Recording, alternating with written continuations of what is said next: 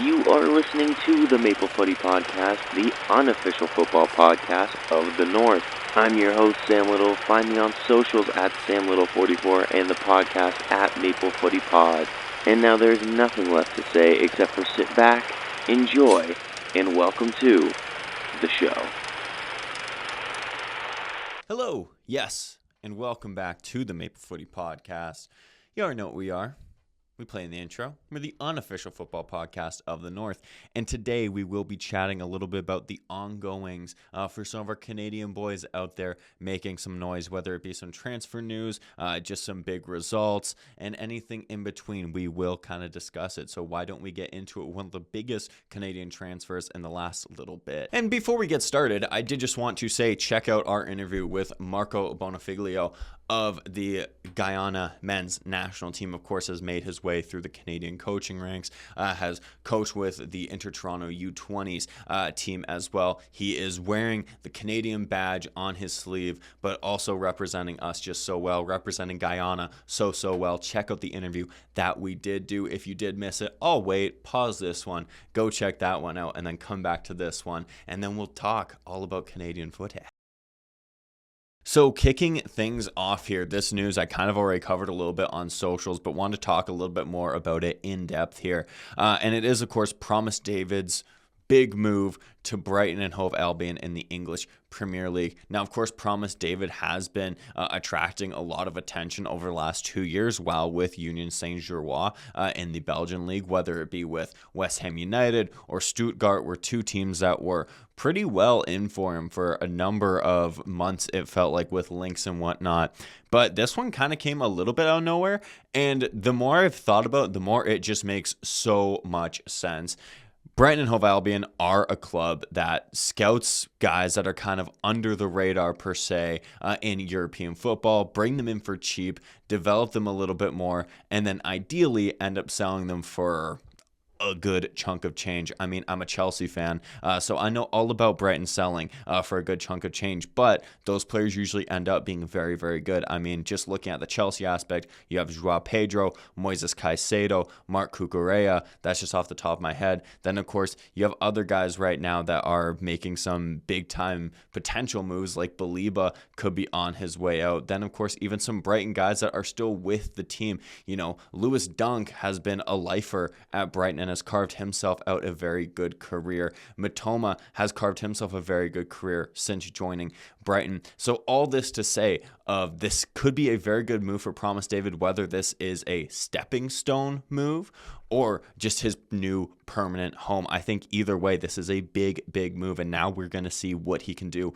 in one of the most competitive leagues in the world. And for Promise David, this just adds to the already just insane story that he has built over the last number of years. You know, it wasn't too long ago he was playing in Malta and Estonia, and then of course it was Belgium by way of Union Saint-Gilloise that gave him a chance. He lights it up there, gets called up by Canada for a number of caps, and of course he suffers that injury right before the World Cup. A lot of people, me included, not sure he'd be healthy enough to make the World Cup squad. Not only does he make it, in the tournament itself, he grabs himself a goal and an assist. So all this to say, Promise David, what a journey it has been, and now we're going to get to see him hopefully spread his wings and fly in the Premier League, because he is such a talented player. So it's really great that we get to see him now develop even further, and I think this is only exciting for us Canadians as well.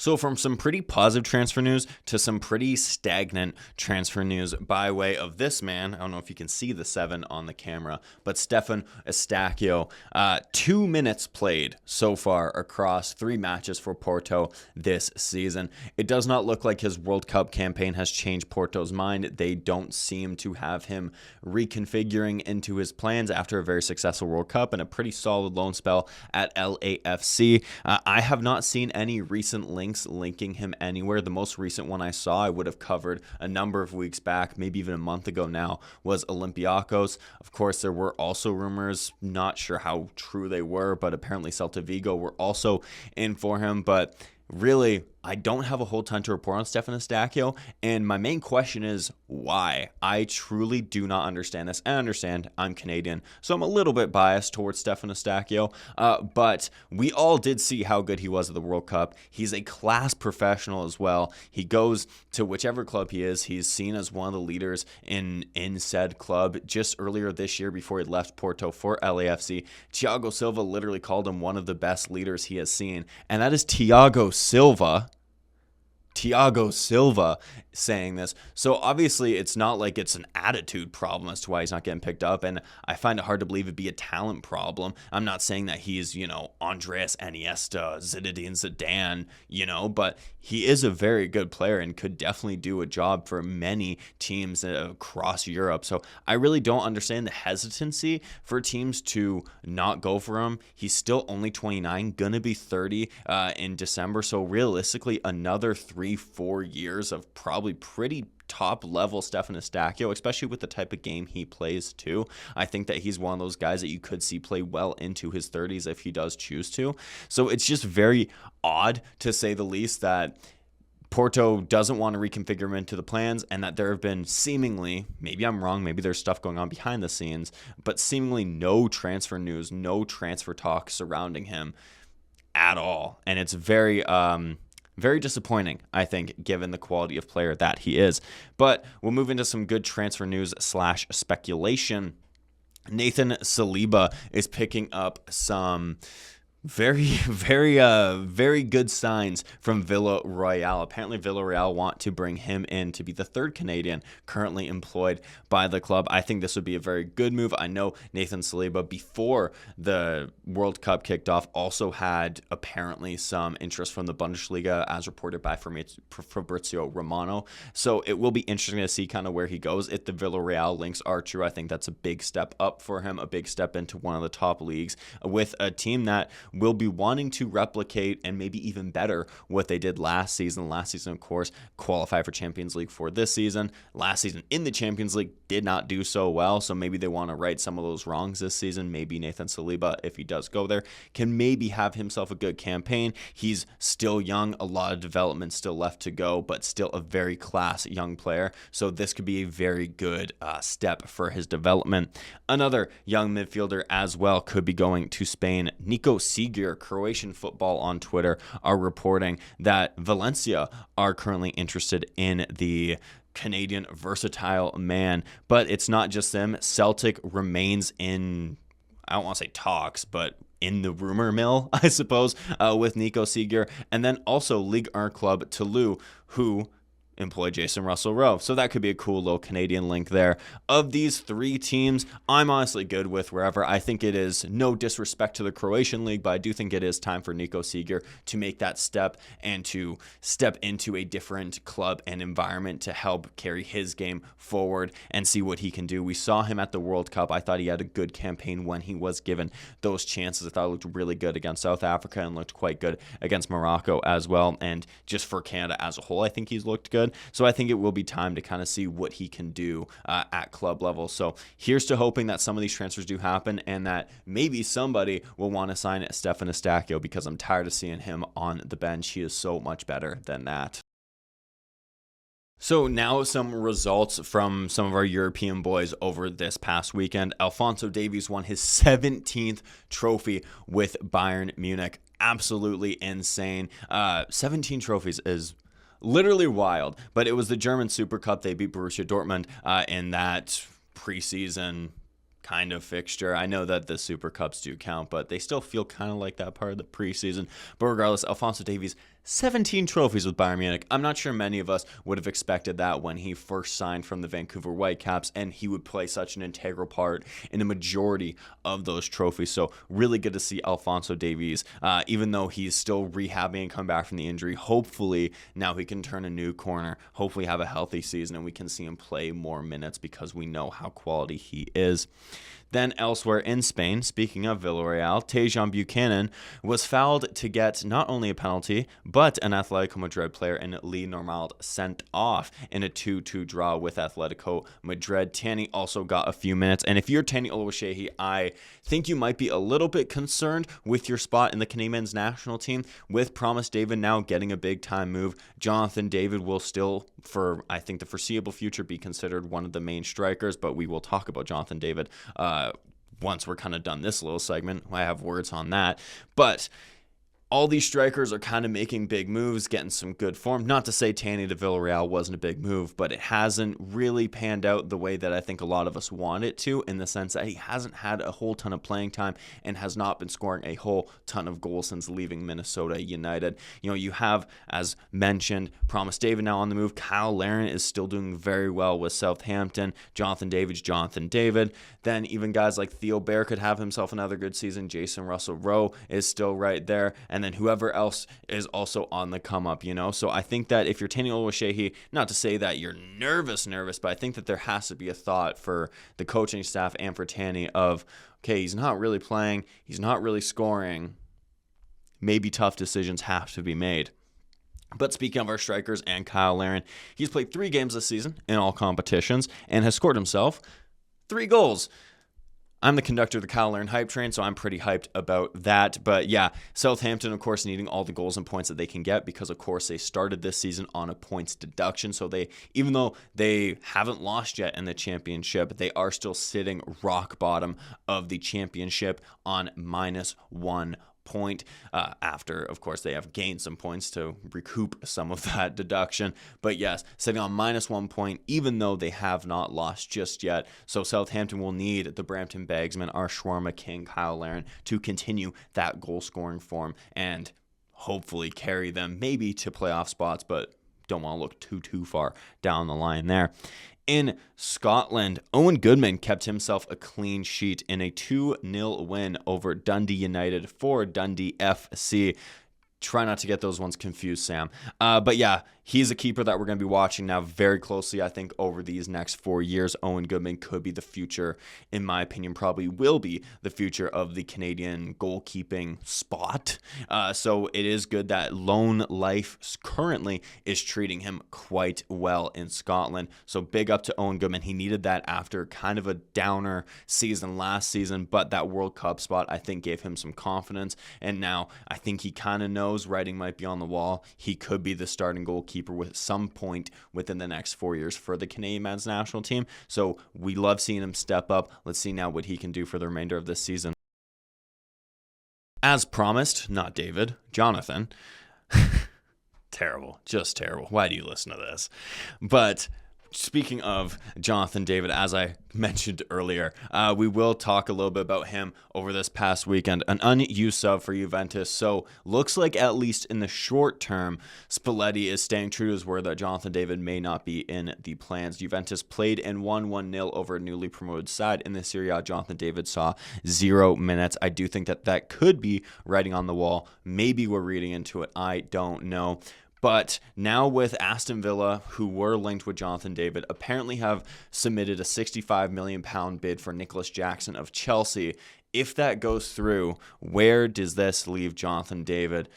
Move speculation elsewhere has kind of simmered down a little bit, whether it be to Paris FC or PSG. I haven't heard much about that over the last week. Hull City, haven't heard a whole ton about that. So we can't have another season of Jonathan David in and out the lineup, just constantly killing his confidence, not picking up form, not scoring goals. He needs to push for a move. And I don't mean the Julian Alvarez sense of, just pouting in the media and hoping that, you'll get the move. I mean, going about the right ways, maybe putting in a transfer request, having those conversations with Spalletti. If you're not in the plans, which it seems like you're not, how can I go about now leaving this? It won't be easy because Jonathan David is on a lot of money and a club would have to pay for him, not just transfer fee, but agent fees, and then, of course, wages. So it does then come down to how much does Jonathan David want to leave to go and play, and only Jonathan David will know that. But for us, selfishly looking at it as Canadians, he is one of our best players. He is one of our best strikers. he needs to be playing and getting that confidence back. We have seen it hinder him at Canada over the last year since that Juventus move. He hasn't been the same player for Canada that he used to be. And at club level, of course, well documented, was not a great first season for him at Juventus. So it will be interesting now to see because time is running out on this transfer window. We have about a week-ish left of the window. So it will be very interesting to see, will Jonathan David be still with Juventus come the end of this window? Where does he go if he does leave Juventus? I think there's so many question marks, and I think it's very worrying and concerning for both Jonathan David and as a Canadian men's national team supporter. But now looking to the Premier League, and there were some big moments for some Canadian guys there. And, we used to pray for times like these of many Canadians playing in some of the top leagues. So we will highlight them as they do happen. Daniel Jebbison made his Premier League return with Bournemouth, nearly grabbed himself a goal if it wasn't for a Donnarumma save. But Bournemouth did sadly fall 2-1 to Manchester City, who, in all fairness, are one of the favorites for the title. So it's not like it's, Bournemouth dropped points to the worst team in the league or anything. Still respectable. Good to see Jebbison back in the mix. Hopefully he can get some more minutes. Hopefully he can, maybe bag himself some goals and get himself into the Canadian men's national team picture yet again. So it'll be a big season, I think, for Daniel Jebbison, as it feels like it will be a big season for many of our guys. Luke Defugero was on the bench for Fulham against Chelsea, and he has been given a squad number, 44, so I think that could be signs pointing towards maybe Luke Defugero will be in the Fulham team this season. Not sure how much he's going to play throughout the season, but I think if he's in the team, that's a very good sign that the team does think that there's a bright future for him ahead. And the more that he's around the team, the squad, as the season goes on, maybe he gets some more minutes. Maybe Fulham does end up loaning him out last minute at the end of this window. Time will tell, but for now, Luke Defugero has been given a squad number, has made match day squads. So yeah, let's keep going for Luke Defugero. And finally, in the Premier League, Liam Miller made his Premier League debut. Another historic moment for the Canadian men's national team. Liam Miller, another guy that's been just on such an insane journey. Moved from Canada to Liverpool through their academy, came through the academy, then of course got let go, ended up going to Basel, came back to England by way of a couple loan spells, then made it permanent with Hull City, tore his ACL, came back, had a great season at the Championship last season, and now here he is. And that's of course a SparkNotes summary of the journey he's been on. But nonetheless, what a journey it has been. Of course, the Liam Miller hive is always buzzing for Liam Miller, but this was a historic day for Hull, as well as they were touted to not even really put up much of a fight against Manchester United. Manchester United, of course, Manchester United fans will always tell you they're back. Manchester United are the kings of the offseason, if you will. But Liam Miller and Hull City had different plans for them. 2-0 by halftime. 2-0 was the final score. So take a bow, Hull City. It was their first time beating Manchester United in the Premier League. So that is absolutely huge. I don't think many people would have expected that. But kudos to Hull City. It's a massive result. And of course, we're so over the moon for Liam Miller because, come on, the hive is buzzing now that we are officially in the Premier League. So moving into some MLS action, and there's a certain man I wanted to highlight here by way of Minnesota United. That is Marcus Caldera, enjoying himself a pretty impressive breakout season, if we want to call it that. At least post-World Cup, it has been an impressive breakout season.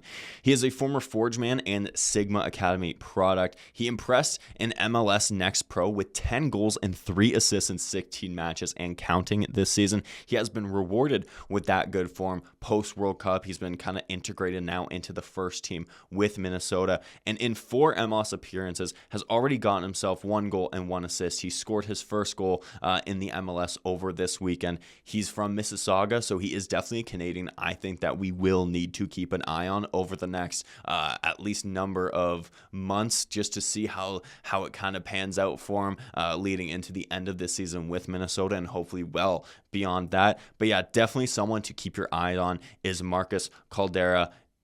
pretty good season, I would say, so far. Elsewhere in the MLS, going to kind of rapid fire some of these ones off. Joel Waterman played a full 90 in a 1-1 draw with Jaquil Marshall-Ruddy's New York Red Bulls. Jaquil Marshall-Ruddy got himself the entire second half. Joel Waterman still, I think, has a part to play for Canada, whether it be as a starter, as kind of more of a depth guy. I think time will tell, but I do think that judging by history, it will probably be more of a depth guy that will step in, and I have no issue with that. I know a lot of people have many opinions on Joel Waterman. I think he's a solid, reliable center back that we can turn to, a class professional to. Jaquil Marshall-Ruddy, as well as another guy I think we need to keep our eye on, especially with some fullback injury concerns, whether it be between Alistair Johnston and Alphonso Davies, and, just the fact that Canadians can't seem to stay healthy right now, knock on wood, hopefully we're past it. But Jaquil Marshall-Ruddy, I think that there could be a world where we see Jaquil Marshall-Ruddy play a little bit for the Canadian men's national team by the end of this year, so that one will be very intriguing to watch. Lucas McNaughton was brought in to preserve a 1-0 win for St. Louis versus Houston. The match ended 2-1 in favor of St. Louis, so while they still ended up conceding after he came on, they still ended up winning, so I guess it all worked out in the end. I'm a fan of Lucas McNaughton. Of course, he's one of those CPL products that we will continue to champion. He's carved himself out a pretty good MLS career. Another guy I wanted to highlight here a little bit was Stephen Afrifra. He continues to make the most of his minutes with Sporting KC. Hasn't really started much a whole ton this season. Has actually only gotten less than 20% of available minutes for Sporting KC this season, but grabbed himself a goal coming in off the bench in a loss for Kansas City. Zoran Bassong also started that matchup, another one to kind of keep your eye on with the fullback injuries, even though KC are implementing him as a midfielder at the moment. But back to Afrifra, he is somebody that is making the most of his minutes. He's gotten himself a couple goals, couple assists off the bench this season. I think that's quite important with some of our wingers now suffering some injuries like your Ali Ahmeds and Marcelo Flores.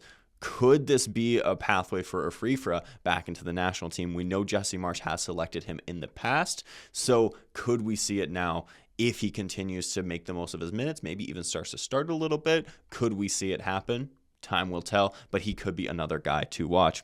And then I had a whole thing written up about Jay Nelson being an unused sub for Austin against Philly. He's been out of the lineup, was thrown under the bus by his coach after a match, has only played 95 minutes post-World Cup, had a whole thing ready, only to find out, news breaking today, that Jay Nelson's on his way to Bolton in the English Championship, and I'm a big fan of this move. Jay Nelson, he's too good to be sitting on the bench anyways, in my humble opinion. Another one of those wingers I think can really step in and step up in the absences of some of these guys, and of course was on our World Cup squad. I think probably could have played a bigger part at the World Cup, but that's a debate for a different day. But Jay Nelson off to Bolton. The championship has proven to be a very nice home for some of our Canadians. Of course, look at Liam Miller over the past number of seasons, Ali Ahmed, Kyle Larin, Alfie Jones. I hope I'm not forgetting anybody. I feel like Daniel Jebison. That might be it. I'm sure someone else will come to me. But it's been a nice home for some Canadians, and Bolton, of course, are historically a pretty decent club, so I think that's a pretty good spot to land at if he's not in the plans at Austin, which it doesn't seem like he is consistently, at least. I'm happy that he will be going. Hopefully he's in the plans for Bolton. Hopefully they see a future for him at the club and will play him accordingly, because Jay Nelson, I think, could do bits for Canada if given the opportunity. Now it's time for our goalkeeper segment, because we wouldn't be the Canadians national team without talking a little bit about our goalkeepers. Of course, I mentioned Owen Goodman more towards the start of the episode, but let's talk about Big Dog Dane. Hoo, hoo! Back in the starting 11 over the last two matches, and the first in his return match, draw 2-2. He made some big saves for Inter Miami, which I think was very good. Then played again versus TFC, led in a goal that I think he probably should have done a little bit better on. But regardless, it is good that he's back in the 11, especially with Reyes. You can say what you want about Dane St. Clair letting in a couple of, maybe goals he should have gotten. He never let in the goals that Reyes was letting in. But Dane St. Clair, I do still think, really does need to in the nicest way possible, step up his game a little bit. He's the reigning goalkeeper of the year in the MLS. Of course, dropped, I think, a little bit harshly for 5 matches. 1 or 2 is understandable. But for 5 matches, now he's got to show, okay, dropping me was a mistake. I am still that guy. I'm still a very good goalkeeper. So I think that now we're going to see kind of what Dayne St. Clair can do for the remainder of the season if he is continuously given the opportunity. So hopefully he can turn that page a little bit. But moving into Maxime Crepeau now, he made 2 saves for Orlando versus Real Salt Lake and produced probably his save of the season. An absolutely stellar stretch, fingertip save. It was a great save by Maxime Crepeau. You know me, I'm a Maxime Crepeau guy. That's the Canadian Buffon as far as I'm concerned. And it was, of course, at a very crucial moment in the game. Orlando were still down at the moment, but then from that save, they would end up going on to win the game courtesy of an Antoine Griezmann brace. Shout out Griezmann. Absolutely love that guy. But Maxime Crepeau, absolutely top class still coming off of this World Cup. And then, of course, James Pantemis, someone who a lot of people would have liked to have seen at the World Cup, and I think you could have made the case for it. James Pantemis had himself a game as well as he produced 10 saves against LAFC in a 1-1 draw. If you are curious, Jacob Schaffelberg and Ryan Raposo came in off the bench. Mathieu Chouanière started said game as well. But yes, James Pantemis after the game said, if the team needs me to make 20 saves, I'll do my best to make 20 saves. So just a team player properly putting in the work. Maybe now that the World Cup's over, we can try to get some minutes for Pantemis. I'm not sure it's going to happen, sadly, with some of the young guys coming up, like Jonathan Sirois, who I think could get a chance. Of course, Owen Goodman, I think, is well within the plans. Then, of course, you still have Crepeau and Dayne St. Clair still in the mix. Then I'm sure there are other guys that I'm blanking on right now, but that's already 4 guys. Then you add in Pantemis, that's 5. Gavrin, I think, has done himself enough to maybe warrant himself into these conversations as well. So, point being, a lot of goalkeepers that are impressing right now. James Pantemis has been very impressive this season. I think has been extremely hard done by, but also it's how Jesse Marsh sees it. He likes certain guys, and every coach does see it differently. But James Pantemis, I think it's going to be an absolute tragedy if he doesn't at least get a look, at least over the next year or so. Just give him a couple caps, man. He's done more than enough to deserve it. Come on. Now, speaking of some of our goalkeepers, we will mention Jonathan Sirois, who was in the form of his life leading into the Vancouver Whitecaps game, but sadly could not produce the same heroics that he has for Dallas over the past number of games, as Dallas lose 5-1 to the Whitecaps.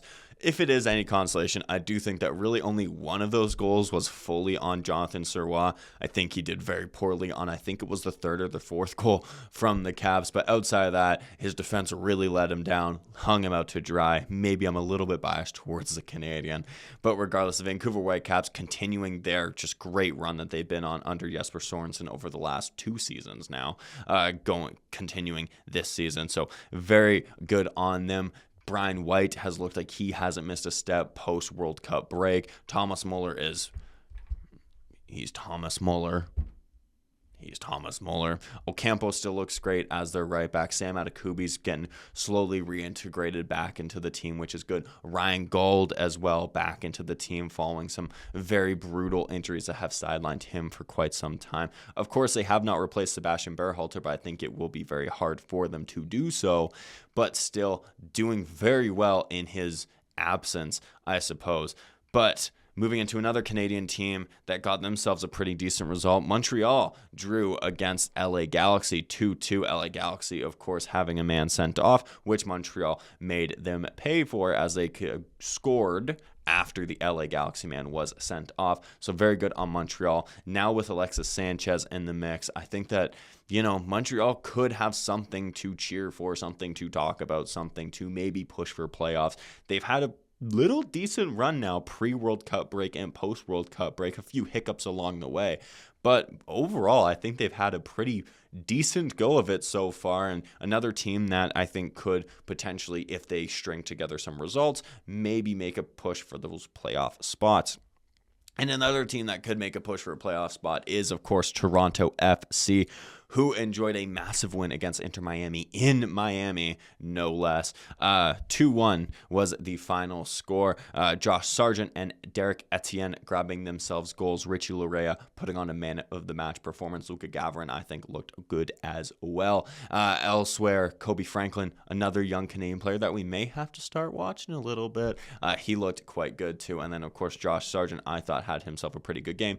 Etienne stepping up big. So, yeah, this is looking very good right now for TFC. They have Mihailovic back from suspension, which is good. Still waiting for guys like Jonathan Osorio to come back in. But regardless, I think that they're slowly now coming back to full fitness. They, of course, did lose Dorsch to a surgery because he fractured, I can't remember the exact bone, but fractured a bone in his skull. So that is a big miss for TFC. He has looked very good in the 2 games that he has, three games that he's played for them so far. So that is a big miss. Feels kind of typical of TFC this season to get something good going and then get it taken away. But regardless, outside of that, slowly crawling back to full fitness, getting their full squad back. I think that this could be a very interesting watch to the end of the season for Toronto FC. And now wrapping things up with a quick little CPL recap. Over the weekend, Halifax Wanderers beat Vancouver FC 1-0. Vancouver FC still sitting 4th in the table, 7 points up on the Halifax Wanderers. But still, that win has now cut the deficit of points that Halifax needs to make up for the rest of the season. So still a pretty big result for them to keep their playoff hopes alive at least a little bit. But still, 7 points does sound like a lot. But there's still, I believe, 9 or 10 games left off the top of my head. So still 7 points sounds like a lot right now, but over the next 9 weeks, 7 points really ain't a lot if you kind of slip up a little bit. But Vancouver FC still enjoying themselves a good season, but Halifax Wanderers just letting them know that they are still there. Cavalry beats Atletico Ottawa 3-1. It was a Tyus Warshevsky show, a player who could be in with a shout for the MVP of the season. But yeah, Atletico Ottawa still kind of continuing that strange form that they're on as Calgary sit in second now following this weekend of results. So still just 1 point separating them and Forge, but Forge do have a game in hand. And speaking of Forge, they beat Pacific 2-0. Pacific still winless over a year. Absolutely brutal for them. And what I think is most frustrating too is that I don't really think that for the majority of the time, Pacific are getting played off the park. Some games they definitely are, don't get me wrong. But even against Forge, one of the CPL, the CPL leader, one of the favorites to probably win the double in the semifinals of CanChamp, I think especially in the first half, Pacific was looking on their level. They looked quite good. And then the second half came, and then, of course, there was a major weather delay, about, 2, 3, 4, 5, 6, 7, 8, 9 hours or whatever it was. I'm exaggerating, of course. But yeah, for Pacific, I think that's what's most frustrating about it. I think give Terry Dunfield some time, maybe see what he can do, see what he can implement there, and maybe Pacific can turn around. But most important right now for Pacific is they need to get some points, some wins on the board before the end of this season. Of course, we know playoffs are well out of their grasp at this point, but just give the fans something to cheer about, something to go, okay, we have something to look forward to next season. That's what Pacific needs to do for the remainder of this season. Then there was one final match between Inter Toronto and Supra in a 1-1 draw, a result that really does neither team any good. Sitting now 6th are Supra and 7th are Inter Toronto, 1 point separating the two of them. Both now Supra 8 points outside of playoffs, and then Inter Toronto 9 points outside of playoffs. So really a result that does neither of them much good outside of the fact that the other team didn't win, but neither of them won, if that makes any sense at all. But yeah, right now I think playoffs picture is looking pretty interesting. Forge and Cavalry, I would say, are pretty well guaranteed to be in there. They are about 20 points safe of that spot, so I think that they should be good to get into the playoffs. It'll be a matter of which one's going to finish first and which one will finish second. Atletico Ottawa looking pretty. They're sitting pretty. Our Atletico Ottawa 10 points up in those playoff spots. So still with the amount of games remaining, 10 points it is a lot, and I think it would cause for a big slip up for Athletic Ottawa to miss it from here. But still, regardless, anything can happen. Then, of course, Vancouver sitting in 4th on 27, 7 points separating them and Halifax, as we did discuss. So that is going to be something to watch for the remainder of the CPL season. That does bring this one to an end, though, so thank you so much for listening or watching, however you consume the podcast. I do appreciate it. Follow us on all the socials. Subscribe wherever you're listening/watching from. It does go a long way. So thank you so much for being on this journey with me. I hope you enjoyed this episode. Check out the Marco Bonofigilo interview once again if you did miss it, or if you just want a second watch. I wouldn't blame you. I thought it was a pretty good one. But outside of that, thank you so much, and until next time, cheers, everyone. And that was your Maple Footy podcast. Thank you so much for listening. Check my socials for any and all future updates. Remember to support Canadian football, be kind, and until next time, live, laugh, little.